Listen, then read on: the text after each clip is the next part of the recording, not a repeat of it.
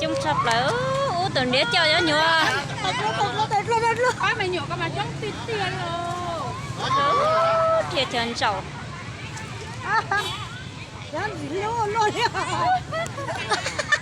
Papa ở xía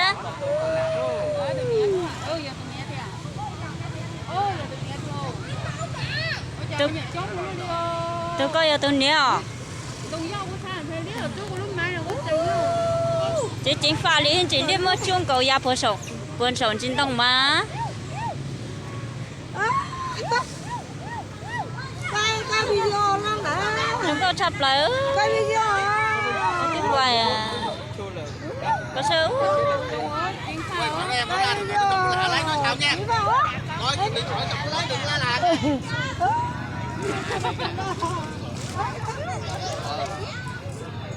ơi phải mình nhớ có thể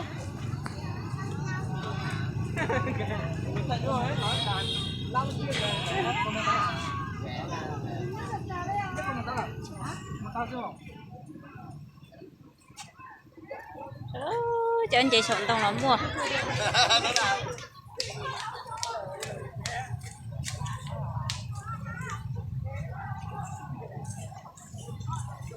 ra ngoài luôn kìa.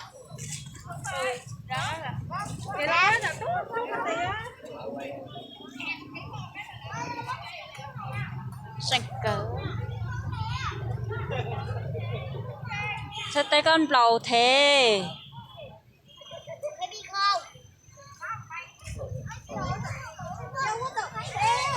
đấy, nó không nổi thì nó thả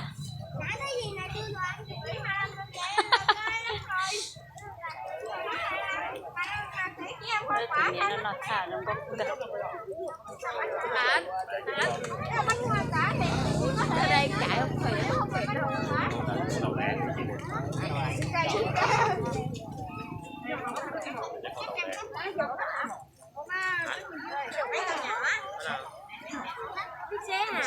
Xe đạp.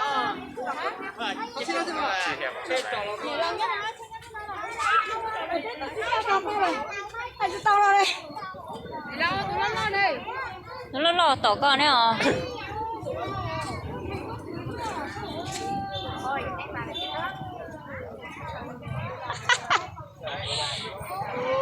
ra rồng cốc cả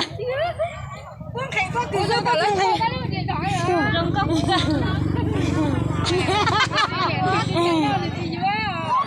nó trâu á phun lên trên này phun chân thế nó phun chân nó trâu à tại sao từ từ nó bốc cứ mà rồng cốc sập lại về rộng tay từ rồng cốc bị lúc cờ đi chị vừa sợ chị vừa sợ không có nhẹ chị nó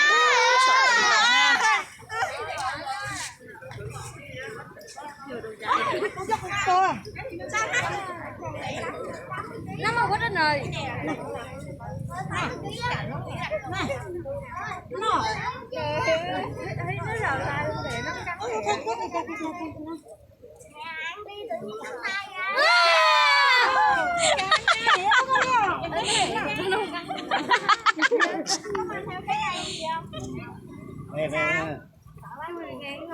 Được mẹ giờ cái con rồi. ăn bữa ăn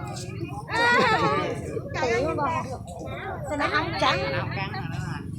nó hồng vậy chậm cái nữa nữa Bây giờ hay có bớt rồi. tụi nó bốc cứ má rạy cả Chắc có thể nhân chai rồi.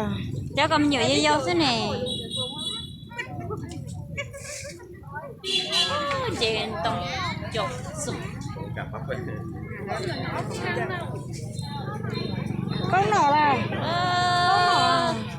Đi đâu mà giống rồi. sao này tôi trông bộ mà sâu